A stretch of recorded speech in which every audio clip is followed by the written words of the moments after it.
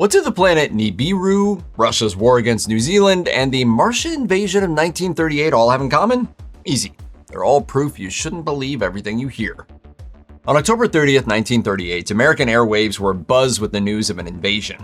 A hostile force had landed in New Jersey, and they were making short work of American defenses using a new, terrifying kind of weapon. This type of defense is useless against that kind of power. It's better that Washington knows. If you don't remember this from history class, that's because it was, in fact, just a radio play. As an experiment in the power of radio drama, a young Orson Welles had adapted H.G. Wells' sci-fi novel The War of the Worlds for a U.S. audience. The story now took place in New Jersey rather than in the south of England, and it was told through a series of news broadcasts. Unfortunately, the intermittent warnings that these bulletins were fictional didn't seem to take, and the broadcast led to widespread panic across the nation. Or did it? The truth is, the legend of the War of the Worlds panic was built on fairly shaky grounds. Contemporary surveys indicate that not many people actually listened to the broadcast in the first place, and we've got close to no actual eyewitness reports of anyone freaking out over the prospect of alien invasion. Instead, this story was likely concocted in huffy news reports written after the broadcast, which harumphed at the recklessness of Wells's idea and grossly overstated the public's reaction.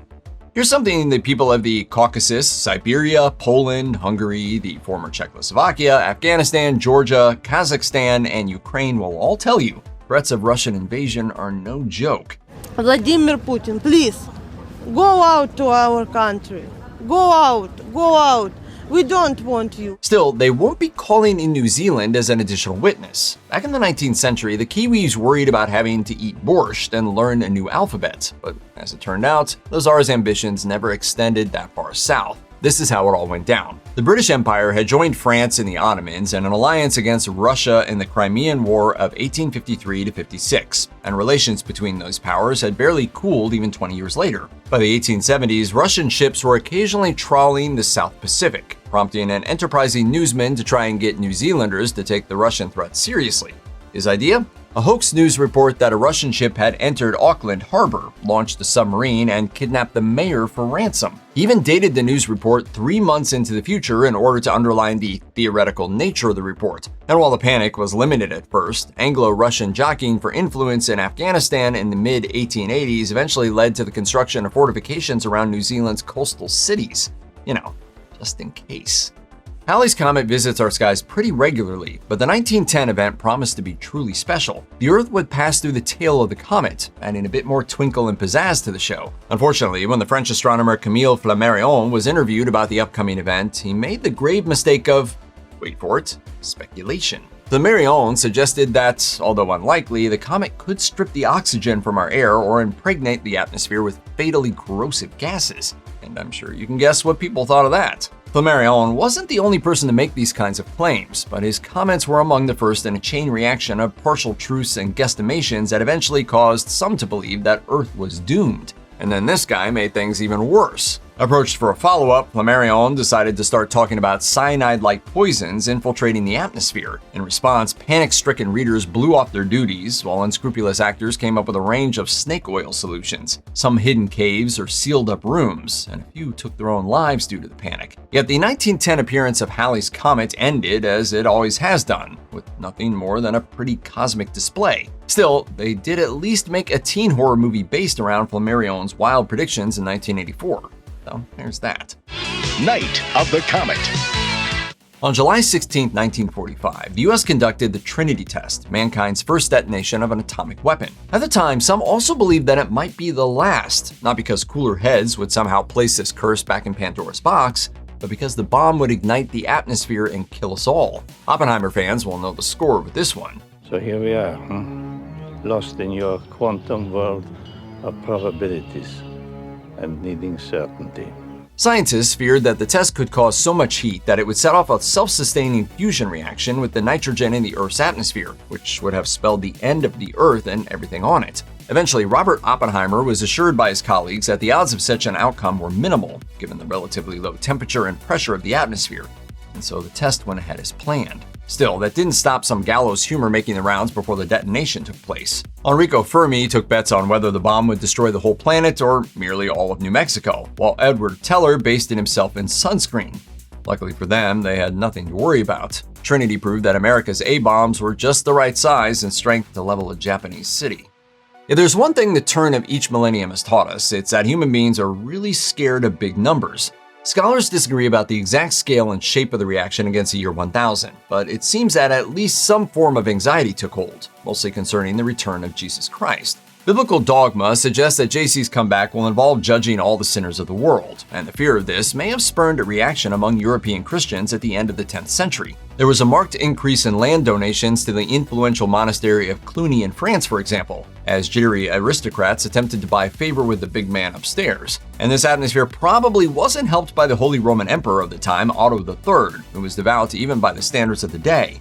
One report suggests that he once wore a cloak decorated with apocalyptic imagery, which he later donated to a monastery in Rome. Weirdly, there doesn't seem to have been much reason behind all the panic aside from a few references to a millennium in the book of Revelation. Thing is, though, that countless translations and interpretations of the Bible fail to agree on what the word really means. Revelation is basically a hallucinatory fever dream written in Greek, so your interpretation of it will depend on both the version you're reading and your own literal-mindedness. Of course, as you may have noticed, the world didn't actually end in the year 1000, which means that everyone was worrying over a whole bunch of absolutely nothing.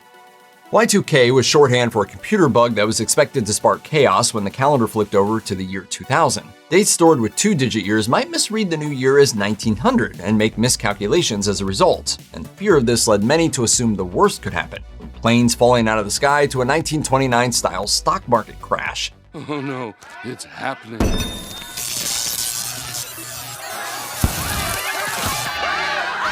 As it happened, though, there was no major upheaval, and most people's New Year's celebrations went off without a hitch. That said, they can probably file this one under crisis averted. The Millennium Bug really was a serious risk. Rather than blowing the whole thing out of proportion, the media actually understated the enormous amount of money and work that went into Y2K proofing computer systems around the globe. Computer programmers and IT specialists began work on all of this as early as 1988, in fact, and only through their efforts did the world sail effortlessly into the new millennium.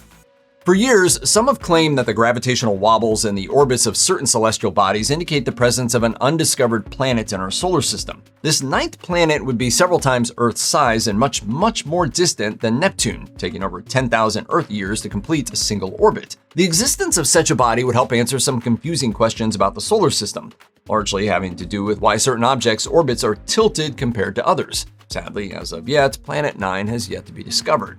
But hey, if science isn't interesting enough, there's always pseudoscience. As early as 1976, a book called The 12th Planet argued for the existence of a 12th planet named Nibiru, which is apparently home to the aliens who directed human evolution. This fictional planet went on to have a rich life and other conspiracy theories, which generally center on its eventual collision with the Earth. According to these notions, Nibiru was supposed to hit us in 2003, then in 2011, then in 2012. Unfortunately, though, the science behind this isn't remotely credible. A large planet whipping around at the necessary velocity to make all these theorists' numbers jive would be easily detectable from its gravitational pulls on other objects. Heck, it would be straight up visible to the naked eye for years on either side of its close approaches to the Earth. Sorry, nibheads, we're gonna have to go with the scientists on this one.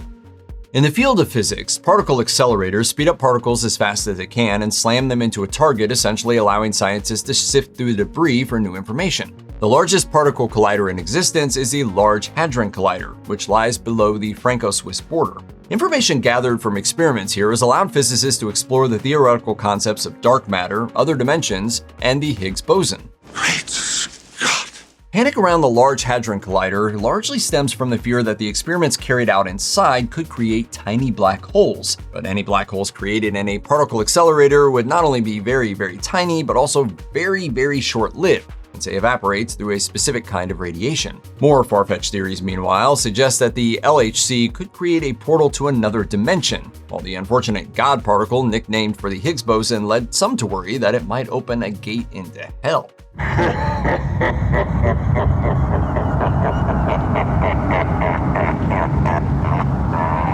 Scientists hoping to reassure the public have stressed that the cosmic rays from the sun repeatedly strike the atmosphere with more force than is generated in the LHC. All that's different in the accelerator is the presence of a controlled environment that allows data to be gathered, interpreted, and eventually released to the public, whether they're paying attention or not.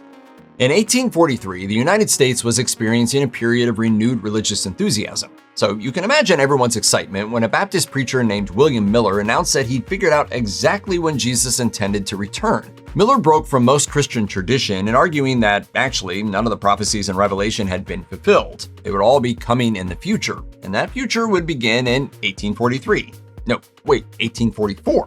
Without ever really explaining his math, and despite Gospels literally stating that no one would know the hour of Jesus' return, Miller decided that the big day would happen sometime between March 1843 and March 1844. Then, when nothing happened between those dates, he came up with April 18, 1844. And then, when nothing happened again, he decided on October 22, 1844. And it was this date that spread like wildfire among the so-called Millerites of the United States. So what happened on October 22nd? I'll give you 3 guesses. Yes, 100,000 or so devout optimists waited all day for the Son of God, and all they got was annoyed. Some insisted that Jesus had come in secret for his own reasons, while others threw off their faith entirely. In the end, the whole affair became known as the Great Disappointment. And as for Miller himself, though he was ultimately wrong about the time and date of the Second Coming, he still secured a legacy for himself in American religious thought. Modern groups such as the Seventh-day Adventists and Jehovah's Witnesses are considered Millerite in that they expect the events of the Book of Revelation to occur wholly in the future. Of course, for obvious reasons, very few of these groups will give you an exact date.